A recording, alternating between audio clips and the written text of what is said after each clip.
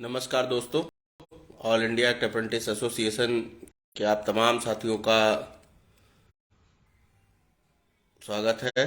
और आप तमाम साथियों को मैं ये बात बताना चाह रहा था कि जो मौजूदा समय में स्कोर कार्ड आया है, उस स्कोर कार्ड में 1/3 जुड़ के आया हुआ है।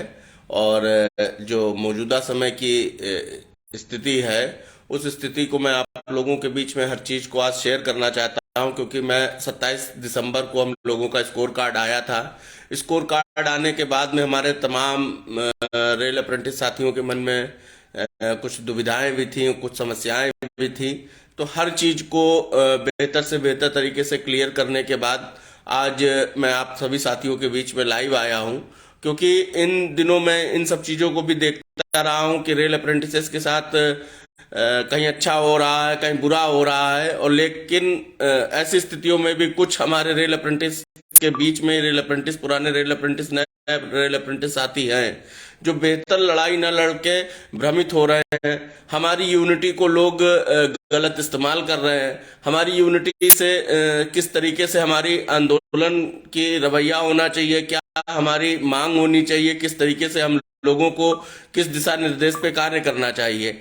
तो हम लोगों के बीच में ये सब प्लानिंगे ना हो करके हम सभी साथी भ्रमित हैं, कहीं ना कहीं पे ठगे भी जा रहे हैं। जैसा मैं सबसे पहले बात करना चाहता हूँ, ये जो वाईफाई गूगल ज्ञान वाले हैं, इस ज्यादा से ज्यादा गलत ज्ञान दे रहे हैं हमारे रेल अप्रेंटिस साथियों को, कोर्ट केसेस के नाम पे हवाला दे करके कि जज ने कहा है आप दूसरा कोर्ट केस करिए, तब हम आपकी सुनवाई करेंगे।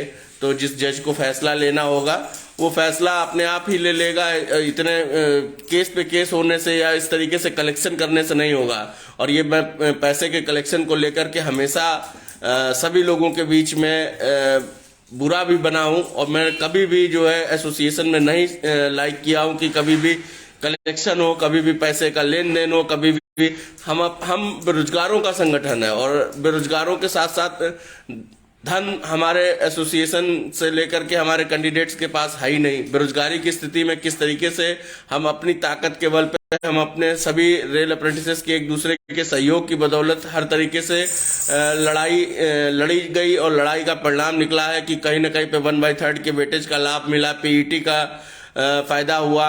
लेकिन और नुकसान भी हुआ। नुकसान ये हुआ कि जैसे रेलवे बोर्ड ने हम लोगों को कहीं भी मैथमेटिकल फॉर्मूले का तो जिक्र किया, लेकिन पॉलिसी में ये कहीं पे नहीं बताया कि अगर 1/3 हम ले रहे हैं तो 2/3 हमारा सीवीटी मार्क्स, जो मेहनत करके 10-10 साल से जो पढ़ाइयों से दूर थे हमारे रेल अप्रेंटिस साथी, उन रेल अप्रेंटिस साथियों के बीच में बड़ी मेहनत करके जो नंबर लाए गए, उन नंबरों में से 2/3 काट लिया गया।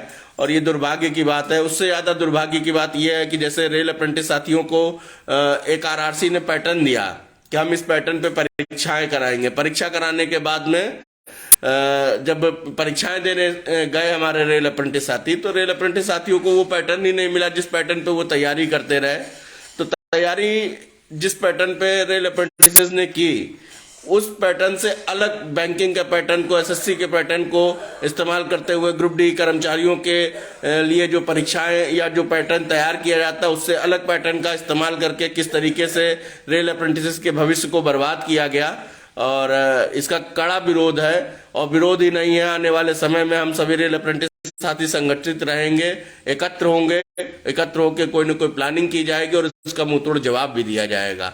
लेकिन साथियों, मौजूदा समय में अगर हम लोगों को इस बात को देखना है और समझना है कि हमारी ही अपने लोगों की जो यूनिटी है, कितनी मेहनत से पूरे भारतवर्ष के कोने कोने के रेल अप्रेंटिस साथियों को एकत्र किया गया, किस तरीके से सभी जगह के लोगों को एक साथ जोड़ा गया, एक प्लेटफॉर्म पर लाया गया।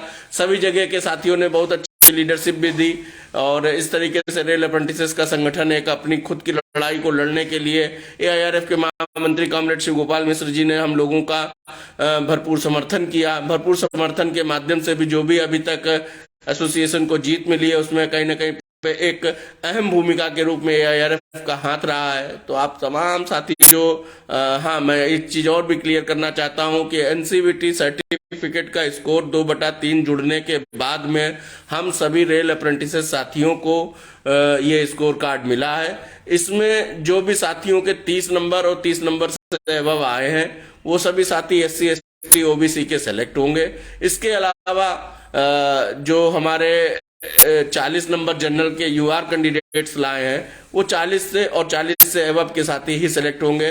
और साफ साफ इस चीज पे जो है हम लोगों ने जो प्रयास किया कि जैसे हमारे साथियों ने हम लोगों से मांग की कि कट ऑफ को कम किया जाए, तो उस पे एक जो जवाब दिया है वो बहुत शोभनीय जवाब तो नहीं है, बहुत बेहतर जवाब तो नहीं है, परंतु जो जवाब दिया वो अपने एक एक अप्रेंटिस साथी को बताना मेरा कर्तव्य है, ताकि हम सभी साथी सतर्क रहें और संगठित रहें और इस तरीके के जो छलावे हैं उसका पुरजोर विरोध कर सके। तो उन्होंने इस चीज को एक्सेप्ट किया कि जो हम सभी लोगों को 30 नंबर और 40 नंबर का जो मार्क्स है इससे नीचे के लोगों को नहीं लिया जा सकता, कट ऑफ नहीं होगा। वो सिर्फ इसलिए कहा है कि जो पासिंग क्राइटेरिया है वो एससी एसटी ओबीसी का 30 नंबर और पासिंग क्वालिफाइंग मार्क्स जो है वो जनरल के 40 नंबर है। रेल अप्रेंटिसेस को एनसीवीटी सर्टिफिकेट का कोटा का लाभ जो मिला उसको जोड़ते हुए 30 और 40 नंबर लाने थे। तो ऐसी स्थिति में हमारे तमाम रेल अप्रेंटिस साथियों के रिजल्ट गड़बड़ाए भी हैं।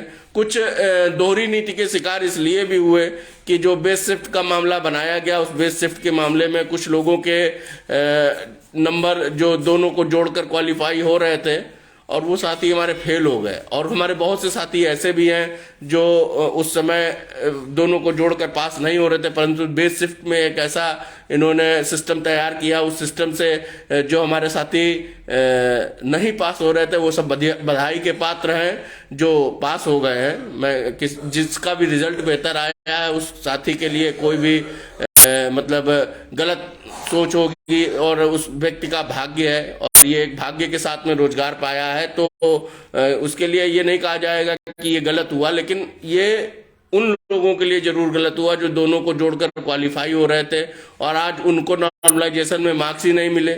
लेकिन जो दोनों जोड़कर क्वालिफाई नहीं हो रहे थे उनको नॉर्मलाइजेशन के जरिए इतने बेहतर मार्क मिले। तो कहीं ना कहीं पे बेस शिफ्ट में जो है अप्रेंटिसेस का नुकसान हुआ है। आप तमाम साथियों के सहयोग से जो है रेल अप्रेंटिस साथी इतनी अच्छी उपलब्धि पाया 1/3 के लाभ से लेकर के पीईटी माफ से लेकर के तमाम चीजों को। परंतु साथियों मैं आप लोगों से एक बात कहना चाहता हूं, आप तमाम साथी स्वतंत्र हैं। हमारे सभी लोगों के बीच में जो काम करने की शैली है, जो काम करने का तरीका है वो हर साथी का अपना अपना हो सकता है। एक मैं रेल अप्रेंटिसेस की अगुवाई अभी लंबे समय से कर रहा था, तो इसलिए मेरा अपना जो कर्तव्य बनता है वो मैं आप लोगों के बीच में जरूर रखना चाहता हूं। अगर आप अपनी बेहतर दिशा में बेहतर तरीके से कार्य कर सकते हैं तो हर व्यक्ति स्वतंत्र है, वो कर सकता है। परंतु मैं आप लोगों को ये कहना चाह रहा था कि जो 10 सालों के संघर्ष में किस तरीके से किस प्रकार से 1/3 का लाभ पीईटी माफ हम लोगों को मिला है। यदि आप लोग कोर्ट केसेस सोचिए, 10-10 साल लोगों ने इंतजार किया, संघर्ष किया, पुलिस थाना कचहरी जेल हर चीज को झेला है, लाठियों की मार झेली है, तब जाकर के इतने बड़े फैसले को करा पाए हैं। सबसे बड़ी बात है कि जो रेल मंत्री जी पीयूष गोयल जी थे जिस समय, तो वो तो हम लोगों के लिए स्पष्ट कहते थे कि रेल अप्रेंटिस रेल का पार्ट ही नहीं है। आज की डेट में अगर हम सभी साथियों को रेल 1/3 का वेटेज दे रहा, पीईटी माफ दे रहा है और कहीं ना कहीं पे 20% का रिजर्वेशन हर पोस्ट में हम लोगों को, हर वैकेंसी में जो ग्रुप डी की निकल रही है उसमें हमारा रिजर्वेशन कंफर्म कर रहा है, तो एसोसिएशन ने एक बेहतर संघर्ष को लड़ा है और बेहतर संघर्ष के लिए एसोसिएशन के एक एक साथी को मैं धन्यवाद भी कहना चाहता हूं।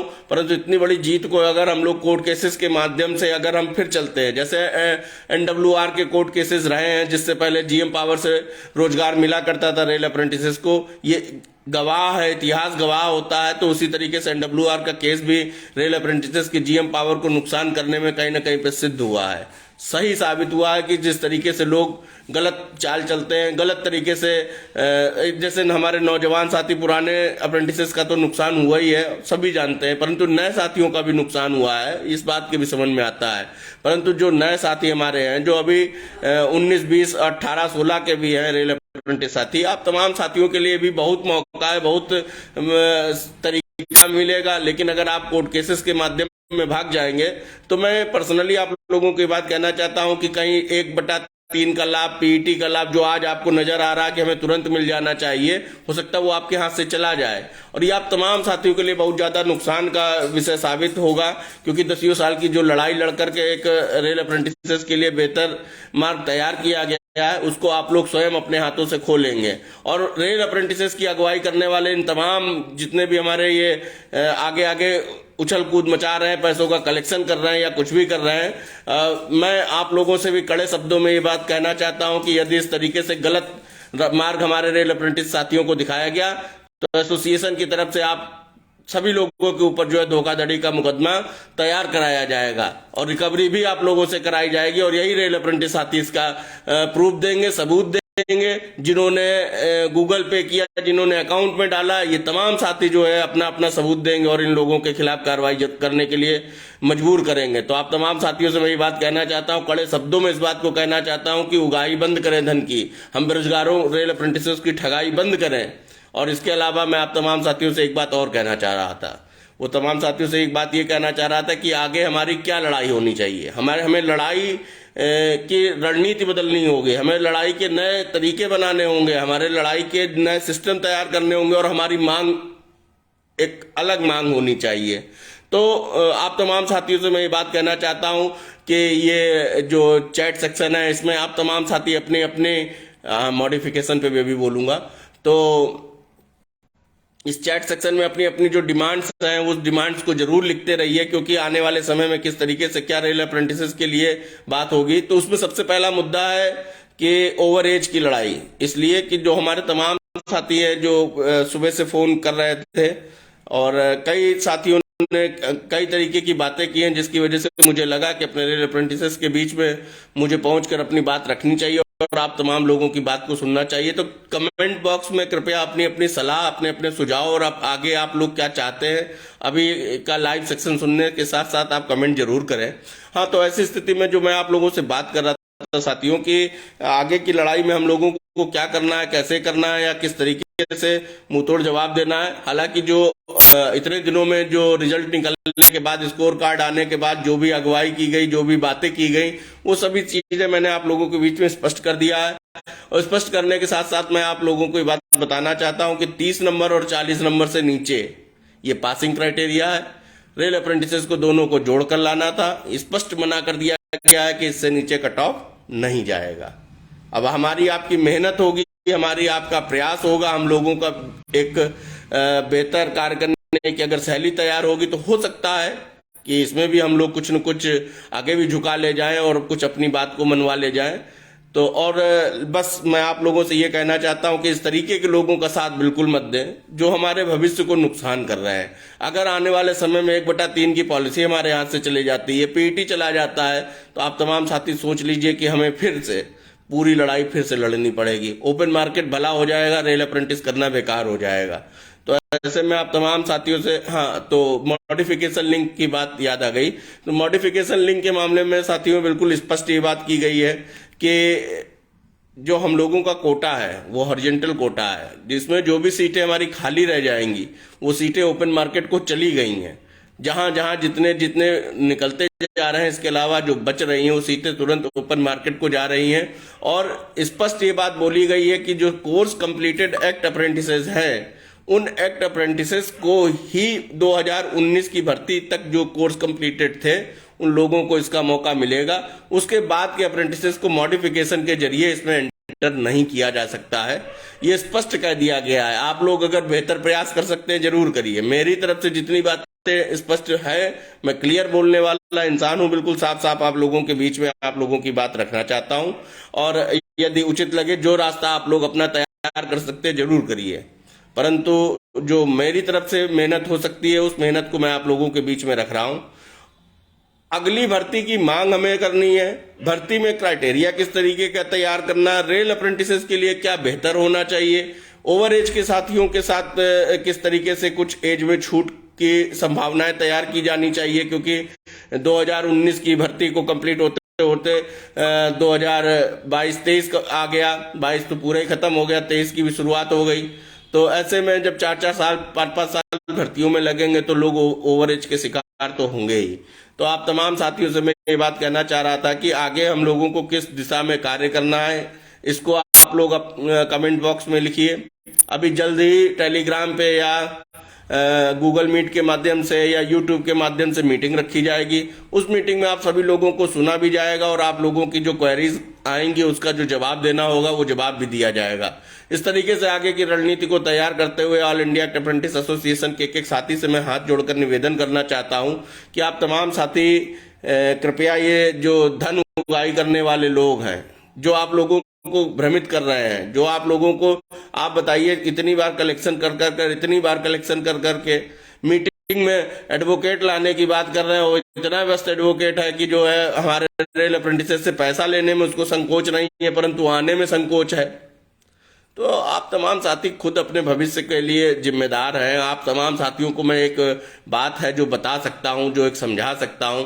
जो गलत लोग हैं, जो गलत तरीके से भी अपनी बात को रखते हैं, मुझे बहुत साथी ऐसे भी पसंद, मैं नाम लेकर नहीं बोलूंगा, परंतु भले विरोध करते हैं लेकिन कम से कम लड़कों को स्पष्ट बात तो करते हैं। मुझे वो पसंद है, लेकिन वो पसंद नहीं है जो धन उगाही करते हैं, जो अप्रेंटिसेस को भ्रमित करते हैं, जो 100% का श्वासन देते हैं और श्वासन देने के बाद में भी अपनी बातों से मुकर जाते हैं और फिर धन उगाही करते हैं। तो ऐसे धन उगाही करने वाले लोगों से आप लोगों को सतर्क रहने की आवश्यकता है। आप तमाम साथियों से मैं ये बात कहना चाह रहा था कि आगे की क्या लड़ाई होगी, कैसी लड़ाई होगी, किस तरीके से तैयार किया जाएगा, ये डिस्कशन हम सभी साथी अभी जल्द ही मीटिंग कर लेंगे। मीटिंग करने के बाद अपना फैसला लिया जाएगा कि एसोसिएशन किन मांगों के साथ में, किन किन उद्देश्य के साथ में जो है आगे अपनी लड़ाई को तैयार करेगा। आप तमाम साथियों से मैं कई बार हर बात को बोल चुका हूं। जो मुझे उचित लगा, जो मेरे पास जानकारी थी, वो तमाम जानकारी मैंने आप लोगों को दे दी है। बाकी हम सभी साथियों को अगर संगठित रहना है, एक साथ रहना है, एकजुट होकर के कार्य करना है, तो हमें एक साथ एक विचार के साथ में लड़ाई लड़नी होगी।